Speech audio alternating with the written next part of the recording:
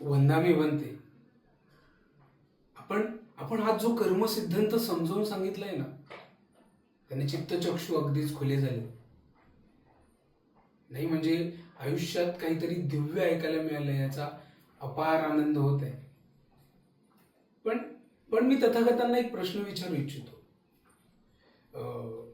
आपले राजगीरवर खूप प्रेम आहे, म्हणून राजगीरच्या हिताबद्दल आपणाकडून मार्गदर्शन मिळेल अशी अपेक्षा महाराजांची आणि जनतेची आहे. म्हणून म्हणून माझा प्रश्न एवढाच आहे तथागतांना की की राजगीर आणि लिच्छवीमध्ये काही महत्वाच्या हेतूने संघर्ष सुरू आहे आणि राजगीर हे लिच्छवीपेक्षा अधिक प्रमाणात प्रबळ आहे आपणही जाणता. तरीही लिच्छवी अजिंक्य का आहे? म्हणजे आमच्या आजपर्यंतच्या एवढ्या प्रयत्नांना अपयश का आलं आहे?